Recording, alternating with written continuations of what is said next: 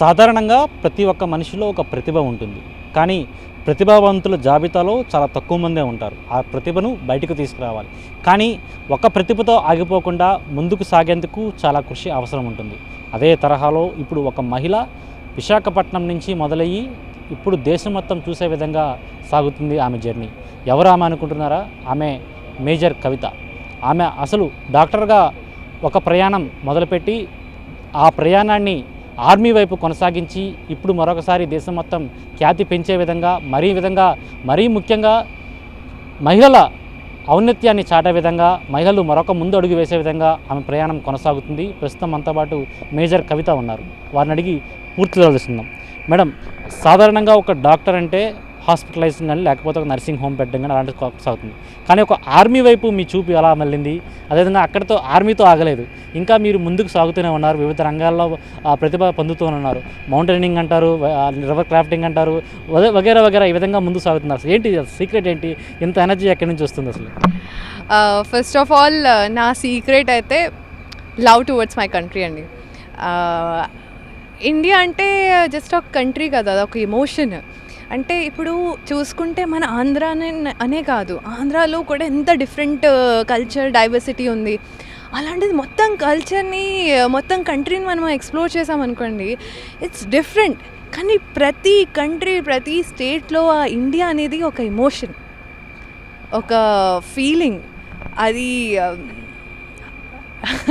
అది అది service త్రూనే complete చేయగలను ఒక ఫీలింగ్.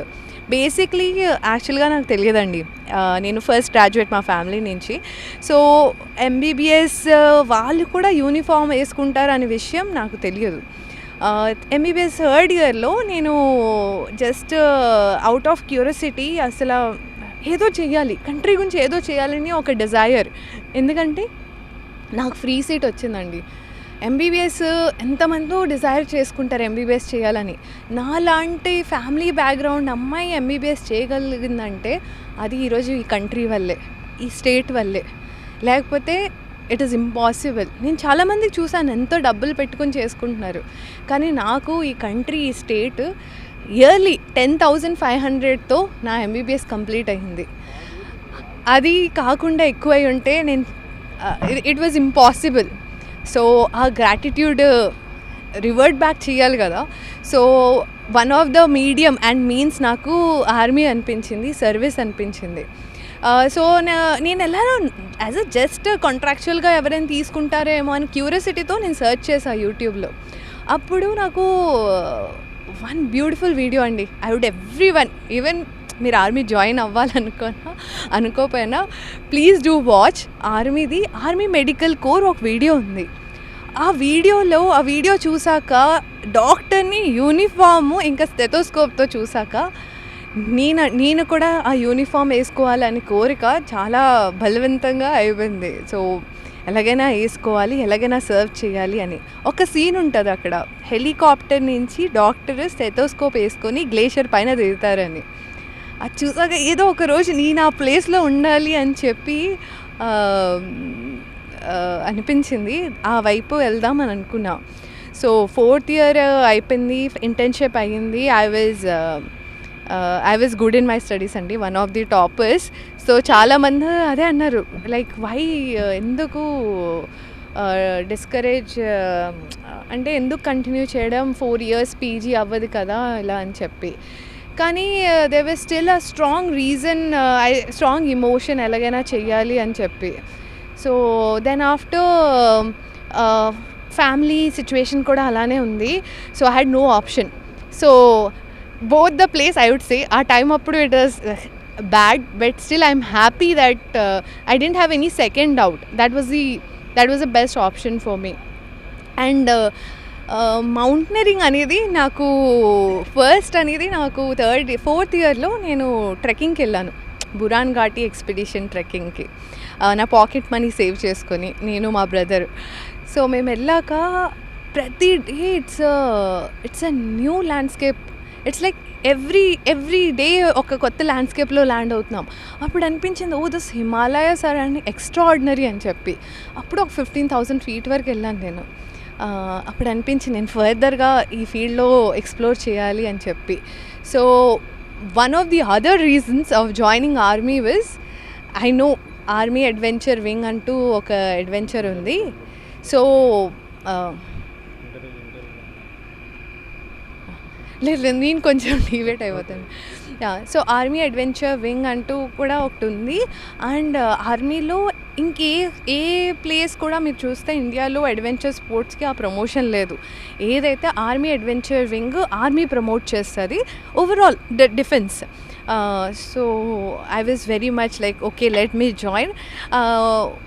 ఏమో who knows I might if I work hard I might get the opportunity అని చెప్పి నేను జాయిన్ అయ్యాక నా సెలవులో నేను బేసిక్ మౌంటైనరింగ్ కోర్స్ చేశాను national institute of mountaineering adventure స్పోర్ట్స్లో.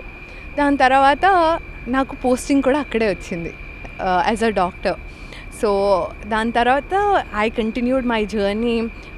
అప్పుడు గౌరీచంద్ బేస్ క్యాంప్ వరకు నేను ఒక 6 టైమ్స్ వెళ్ళానండి. అలా ఒక 5 టైమ్స్ అయితే కంటిన్యూస్గా ప్రతి కోర్స్తో పాటు వెళ్ళేదాన్ని.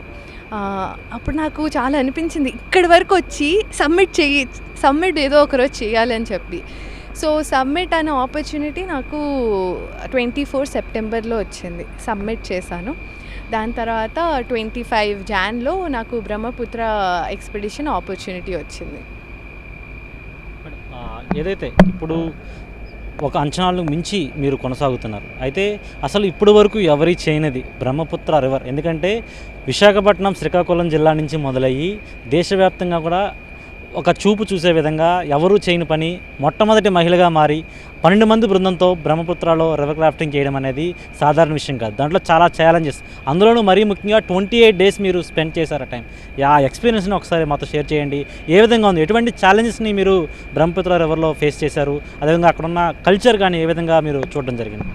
ఫస్ట్ ఆఫ్ ఆల్ అండి నేను చాలా చాలా గ్రాటిట్యూడ్ అండ్ గ్రేట్ఫుల్ మా team leader colonel Ranbir Singh Jamwal SM VSM బార్కి. అండ్ మళ్ళీ స్టార్ట్ చేస్తాను. ఫస్ట్ ఆఫ్ ఆల్ నేను చాలా గ్రేట్ఫుల్గా ఫీల్ అవుతున్నానండి నాకు ఈ ఆపర్చునిటీ దొరకడం. నాకు ఈ ఆపర్చునిటీ మా team leader colonel Ranbir Singh Jamwal SM VSM bar, he is also Tenzing Norgay awardee. అతను first Indian who has climbed 7 summits along with highest peaks of all the peaks of India. So అతని ఆపర్చునిటీ ఇచ్చారు. దాంట్లో 12 members మేము first team to do this world record Brahmaputra. In ఈ rafting ఫీల్డ్లో ఇప్పటి వరకు చేయలేకపోయిన ఒక హిస్టరీ క్రియేట్ చేసాం. ఇన్ ది యానల్స్ ఆఫ్ అడ్వెంచర్లో we have created a history and as being Indians we have printed ourselves on the annals of adventure history. Yes, Brahmaputra was very challenging and very close to the heart. 1040 kilometers అండి. అది rafting start అయ్యే ముందు కూడా ఎవరికి తెలియదు బ్రహ్మపుత్ర ఎన్ని kilometres అని. 916 అని అప్పటి వరకు దట్ వాజ్ ద ఎస్టిమేషన్. కానీ it was we through our expedition మాకు 1040 kilometers అని తెలిసింది. తర్వాత we started, it was the idea of our team leader. అతని ఐడియా తర్వాత I got this opportunity and he was also there. So I got the opportunity to do recce చేసి ఏ points అయితే ఉన్నాయో అని తెలిసి మేము we found out the point. First day అయితే స్టార్టింగ్ పాయింట్ ఎత్తకడం అనేది పెద్ద ఛాలెంజ్. ఎందుకంటే అది మౌంటైన్ రీజన్ కంప్లీట్గా. రాఫ్ట్ ఏమో 90 kgs. ఆ కేజీలు వేసుకుని కిందకి వెళ్ళాలి, ఒక మనుషులు వెళ్ళాలి అంటే మన స్టార్టింగ్ పాయింట్ యాక్యురేట్గా ఉండాలి. కష్టపడి ఫస్ట్ స్టార్టింగ్ పాయింట్ ఎత్తుకాం. స్టార్టింగ్ పాయింట్ ఫైనల్గా ఫైండ్ అవుట్ చేసాం, ఫస్ట్ డేనే అయిపోయింది. తర్వాత నాతో పాటు 2 ఎక్స్పీరియన్స్డ్ రాఫ్టర్స్, హవల్దార్ గణేష్ పాల్ అని ఇంకా సంజీవ్ పర్మానిక్ అని చూసాక మ్యామ్ ఇది మనం చేయలేము, ఇది కష్టం, అసలు అవ్వదు, ఇది ఎలా అనుకుంటున్నాము మనం ఇది చేయలేము మ్యామ్, కొంచెం ముందుకెళ్ళాక చూద్దాం అంటే నేను ఫస్ట్ సర్లే ఇక్కడి వరకు వచ్చాం, సార్కి చెప్దాం, సార్ ఏమంటారో చూద్దాం అని అన్నాం. అదే సరే మ్యామ్ ఏదైతే అయ్యింది కానీ ఫస్ట్ అయితే మనం జపన స్టార్ట్ చేసేయాలి, ఓం బ్రహ్మపుత్రాయ నమ అని చెప్పి. ఎందుకంటే ఇది మన చేతిలో, మన స్కిల్స్ బియాండ్. దేవుడు ఆ బ్రహ్మపుత్ర మనకు బతకాలి అని రాజు ఉంటేనే మనం వచ్చేయగలం. సో ఇప్పటి నుంచే మనం స్టార్ట్ చేస్తే మన ప్రేయర్స్ అప్పుడు మనం ఏ రోజు స్టార్ట్ చేస్తామో ఆ రోజు మనకి బ్రహ్మపుత్ర అట్లీస్ట్ విని మనల్ని రక్షిస్తుంది అని. మేము ఆ కార్లోనే స్టార్ట్ అయిపోయాం. మాకు ఒక రేఖీకే 10 రోజులు పట్టింది, ఎక్కడ ఆగాలి, ఏం చేయాలి, ఏ ప్లేసు అని చెప్పి. తర్వాత రేఖీ అయిన తర్వాత మా టీం లీడర్కి చెప్పాం ఇది పరిస్థితి అని. అస్సలు డౌటే లేదు, మనం చేస్తాం, చెయ్యాలి, ఇంకా రెండో సెకండ్ థాట్ పెట్టదని. సరే వెళ్ళాం, స్టార్ట్ చేసాం ప్రేయర్స్ అన్నీ చేసుకుని. స్టార్ట్ అయ్యాక జస్ట్ 300 మీటర్స్ అండి. 300 మీటర్స్ ముందుకెళ్తే మాకు ఒక ర్యాపిడ్ వచ్చింది. It's 200 meters. 200 మీటర్స్ ర్యాపిడ్ అనేది క్రాస్ చేయడం అనేది వెరీ ఛాలెంజింగ్. బేసిక్లీ ఆ టైం అప్పుడు అక్కడ ఎవరిదైనా ఫాల్ అయితే 200 మీటర్స్ ఆ పర్సన్ ర్యాపిడ్లో ఉంటాడు. అంటే ర్యాపిడ్ అంటే it's continuously flow of water. వాడు బ్రెత్ ఎప్పుడు తీసుకుంటాడు 200 మీటర్స్లో. So it's a very very risking moment. మేము వచ్చి మా టీం లీడర్కి చెప్పాం. టీం లీడర్ అన్నారు ఏదైనా మన ఇండియా ఫస్ట్, మనం ఫిక్స్ అయ్యాం కదా చేద్దామని. ఈ అడ్వెంచర్ని, ఈ రాఫ్టింగ్ అడ్వెంచర్ని మనం వరల్డ్లో గ్లోబల్ మ్యాప్లో పెడదామని ఫిక్స్ అయ్యాం కాబట్టి మనం చేద్దాం. అతను ఆ రోజు ఆ పుష్ ఇవ్వపోయి ఉంటే ఈరోజు ఈ హిస్టరీ క్రియేట్ చేసేవాళ్ళం కాదేమో. తర్వాత వెళ్ళాక లక్కీగా 2 రాఫ్ట్స్ అన్నీ పాస్ అయిపోయాయి. అలా ముందుకెళ్ళాం. 4th రాఫ్ట్ అండి, 4th ర్యాపిడ్ అండి. 4th ర్యాపిడ్లో 2 స్టోన్స్ ఉన్నాయి. 2 స్టోన్స్ మధ్య నుంచి నారో ప్యాసేజ్ ఉంది. ఫస్ట్ రాఫ్ట్ వెళ్ళిపోయింది. నేను సెకండ్ రాఫ్ట్లో ఉన్నా, ధైర్యంగా వెళ్ళిపోతుంది అనుకున్నా. వెళ్తుంటే సడన్గా ఒక కరెంట్ వచ్చింది. రాఫ్ట్ మీద నుంచి కిందకు పడిపోయాను. సరే అని వాటర్లోకి దిగా. సరే వాటర్లో ఉన్నావు కదా అనుకున్నా. ఎంతసేపుకి పైకి వెళ్ళినట్టు అనిపించట్లే. కళ్ళు మూసినా కొన్నిసార్లు మనకి తెలుస్తుంది లైట్ ఉందా లేదా, మనం ఎంత డెప్త్లో ఉన్నామని. ఇంకా లాభం లేదని కళ్ళు ఓపెన్ చేసాం. చూస్తే ఫస్ట్ చూసుకున్నా లైఫ్ జాకెట్ ఉందా లేదా అని. ఎందుకంటే మనకు అన్నిటికన్నా most essential and necessary part ఏంటంటే లైఫ్ జాకెట్ బటన్స్ ఉన్నాయి, అయినా పైకి ఎందుకు వెళ్ళట్లేదు అని ఆలోచన వచ్చింది. అప్పుడు ఇలా తిరుగుతున్నా, అర్థమైపోయింది వర్ల్పూల్లో ఉన్నానని. వాషింగ్ మెషిన్లా ఉంటుందండి, మనకి కిందకి లాగేస్తుంది. ఓకే నేను పడిపోయినా, ఇప్పుడు మా టీం అందరూ ప్యానిక్ అవుతారేమో అని ఒక చిన్న థాట్ వచ్చింది. వచ్చే లోపల నాకు ఇంకోళ్ళ కాలు నా హెడ్ మీద తగిలింది. ఓకే మనతో పాటు మన టీం కూడా ఉన్నారు, సర్లే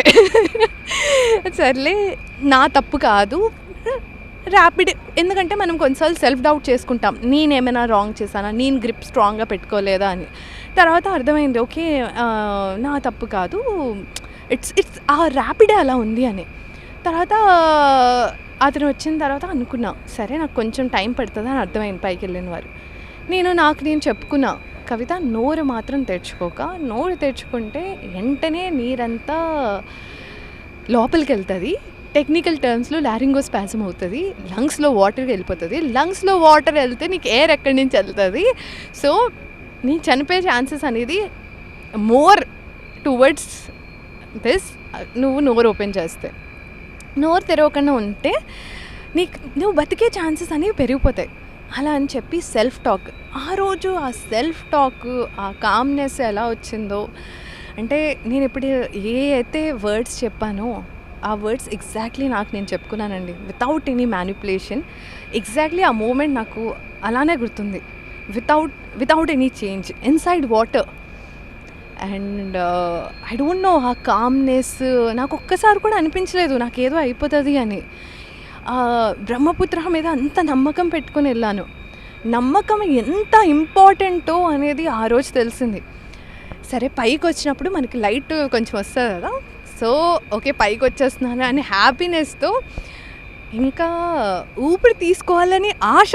ఆ ఆశ ఎంత బలమైన అంటే అక్కడ బాడీ అంతా ఊపిరి తీసుకోవాలని ప్రతి బాడీ పార్ట్ అడుగుతుంది. సో బయటకు వచ్చిన వెంటనే ఇలా నోరు తెరిచాను. ఒక వేవ్ వచ్చింది, వాటర్ అంతా లోపలికి వెళ్ళింది, కానీ స్టమక్ లోపలికి వెళ్ళింది.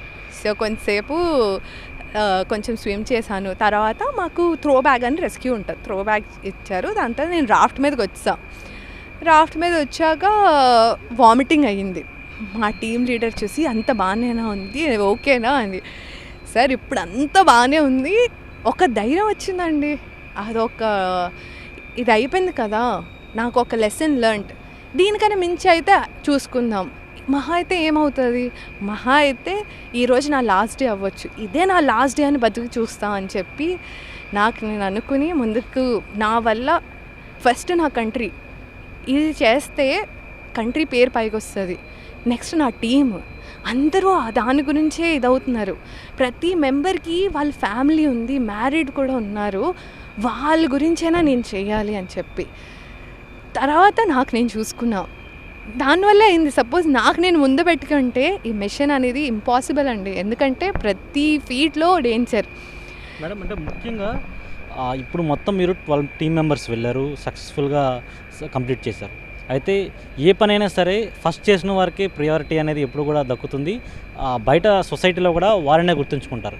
అయితే మీరు ఫస్ట్ బ్రహ్మపుత్ర లాంచ్ వెళ్ళినప్పుడు ఫస్ట్ టైం టీమ్ అందే, ఇఫ్ ఇన్ కేస్ సక్సెస్ అయితే ఏ విధంగా డ్రీమ్ ఉంటుందనేది మీ కళ్ళ ముందు కనిపించిందా ఆన్ స్టెప్ చేసే ముందే మీకు? అంటే నాకైతే అనిపించింది అన్ని స్పోర్ట్స్కి చాలా గుర్తింపు ఉంది మన కంట్రీలో, అంటే అట్లీస్ట్ డెవలప్ అవుతుంది, కానీ అడ్వెంచర్ స్పోర్ట్స్కి లేదు. కానీ మన కంట్రీలో అడ్వెంచర్ స్పోర్ట్స్కి ఉన్నంత పొటెన్షియల్ ఐ బేర్లీ డౌట్ ఏ కంట్రీకి ఉంది. మన దగ్గర ఏం లేదండి, హిమాలయన్స్ ఉన్నాయి, శాండ్ ఉంది, రివర్స్ ఉన్నాయి, ఛాలెంజింగ్ ర్యాపిడ్స్ ఉన్నాయి, కానీ మనకి it is a livelihood and tourism development. మన హోల్ ఇండియా పిక్చర్ అనేది చేంజ్ అయిపోతుంది ఇఫ్ వి అంటే మనం డెవలప్ చేస్తే, కానీ విత్ ట్రైన్డ్ మ్యాన్ పవర్.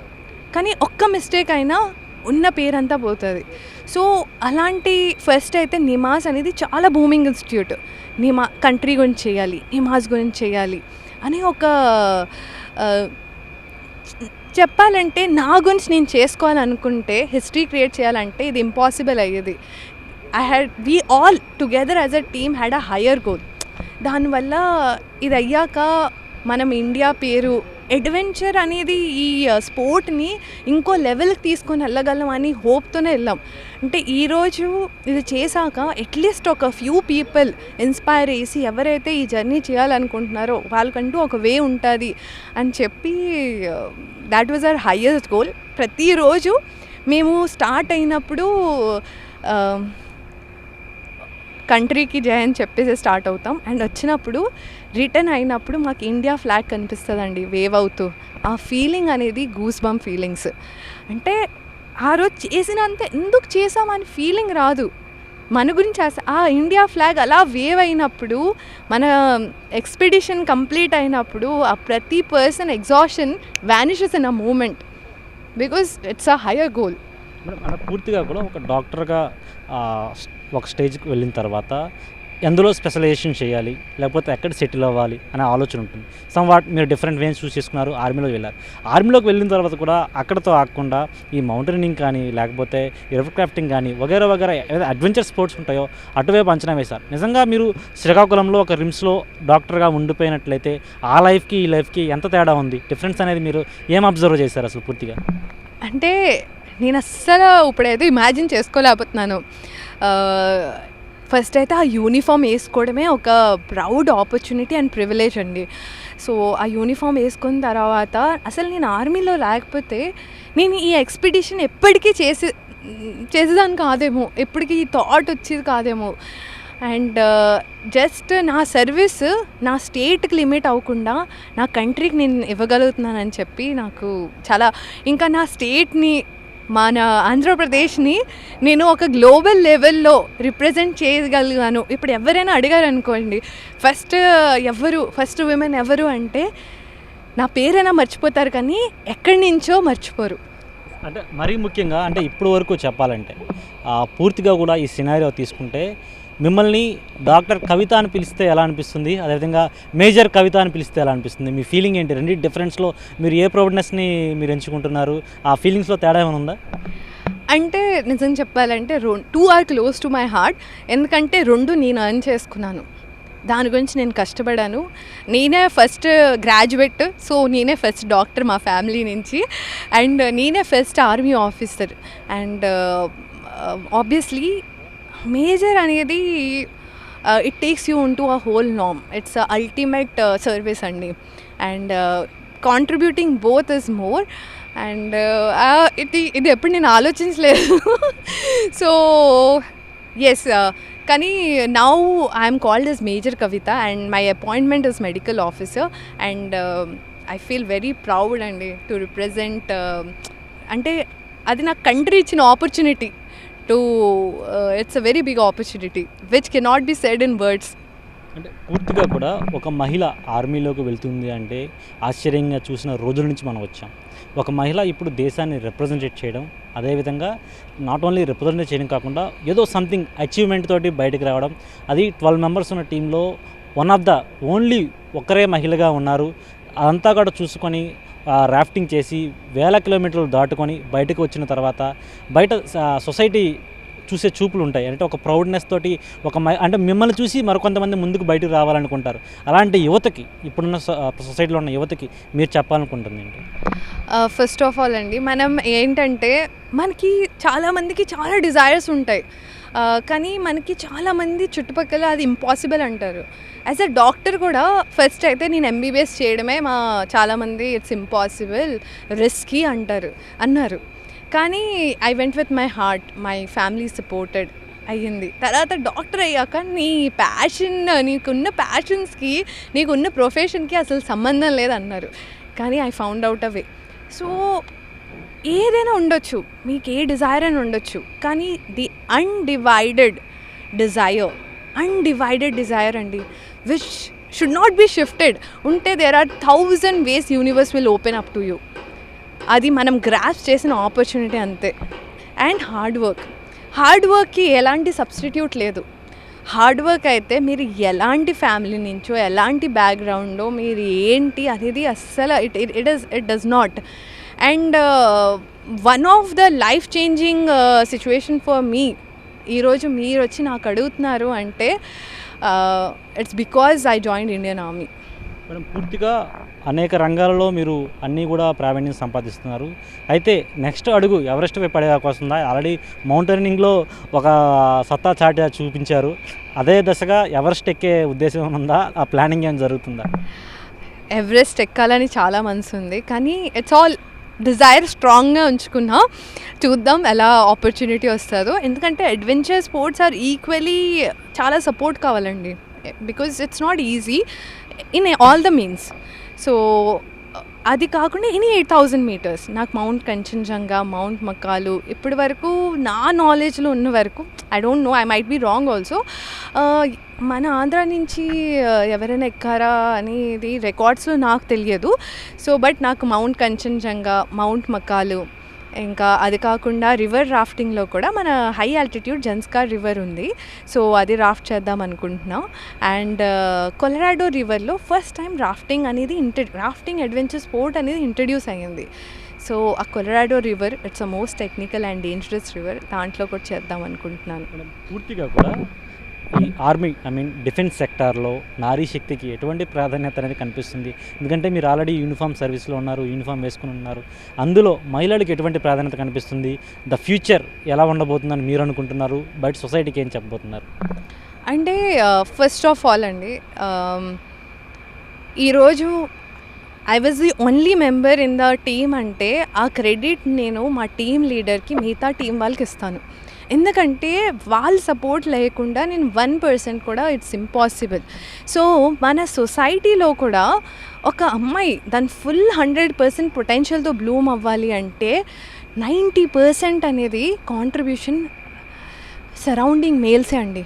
మన సరౌండింగ్ మేల్స్ మనకు ఆ సేఫ్టీ, ఆ సెక్యూరిటీ అనేది ఇస్తే ఆ ఫీమేల్ అనేది బియాండ్ బేసిక్ సర్వైవల్ ఆలోచిస్తుంది. ఆ పొటెన్షియల్ అనేది 100% వస్తుంది. అండ్ టు ద ఫీమేల్స్ అండి, I'm just a girl from Srikakulam, Netturu. నేను చేయగలిగానంటే ఎవరైనా చేయగలరు అంతే. మనం అనుకుని దాని వైపు హార్డ్ వర్క్ చేస్తే యాజ్ అ డాక్టర్ మనకు ఫిజికల్ క్యాపబిలిటీ అంత ఉండదు, కానీ I trained myself in this journey. నాకు చాలామంది హెల్ప్ చేశారు.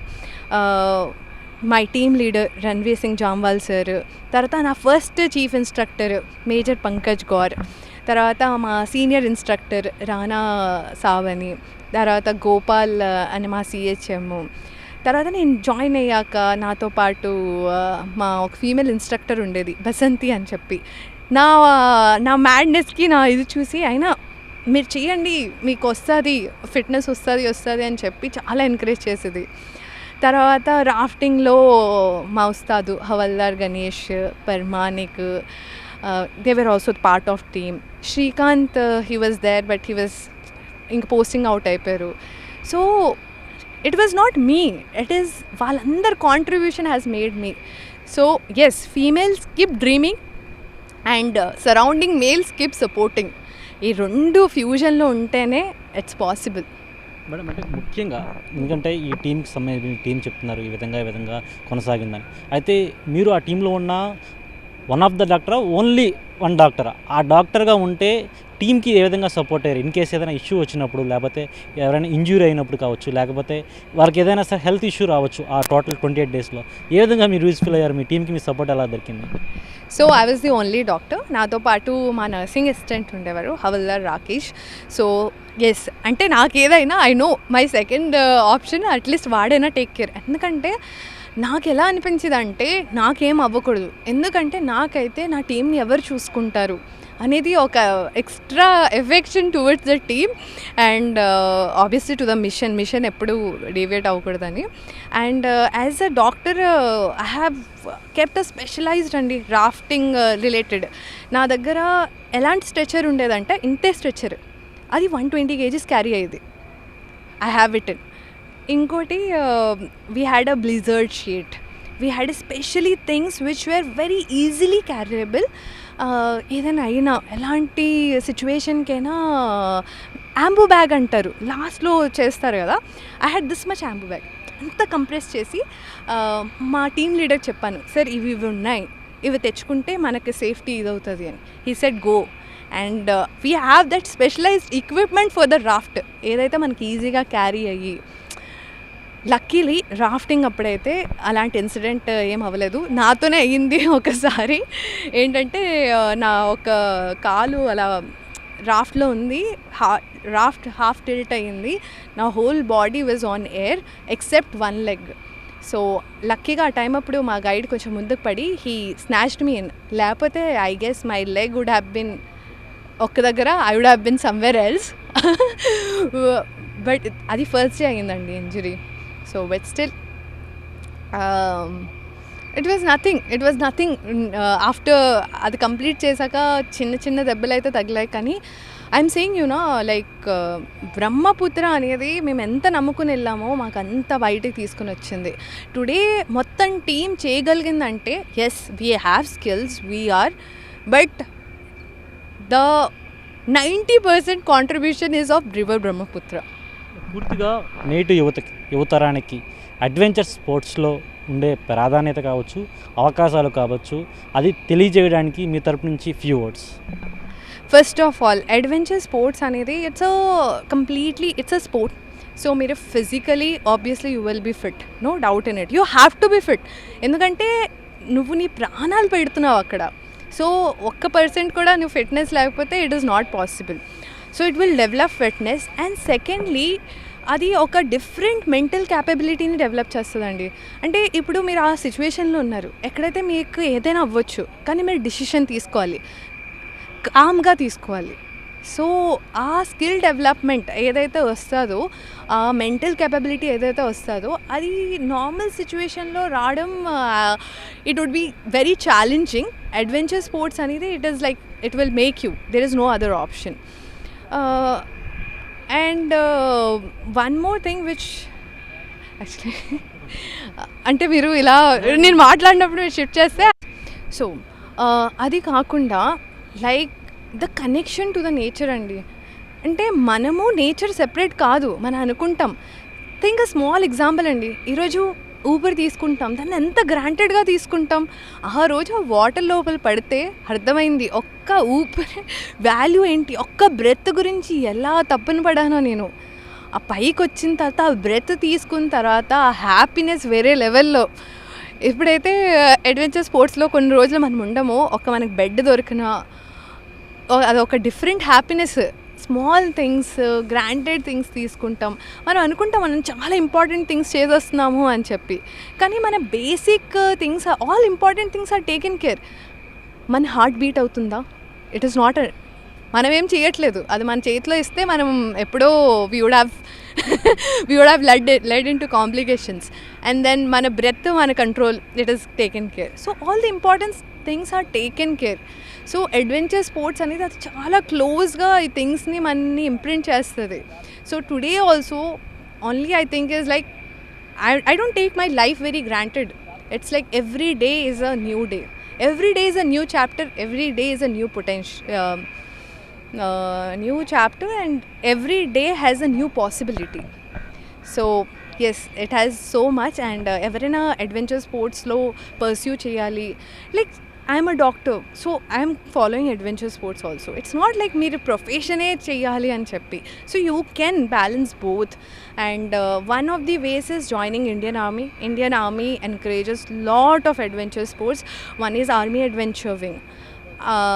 Army Adventure Wing lo you name a sport, there will be there. You name skydiving, scuba diving, river rafting, anything. ఏది name చేస్తే separate notes ఉన్నాయి river రాఫ్టింగ్కి, and mountaineering, anything A to Z, everything is there. And అది కాకుండా as a civilian నాకు army join అవ్వాలని లేదు అంటే, for mountaineering there are various institute, NIMAS అని, HMI అని, and one of the institute where I was posted, national institute of mountaineering and adventure sports, అది దిరాంగ్, అరుణాచల్ ప్రదేశ్లో ఉంది. This institute is the only institute in India.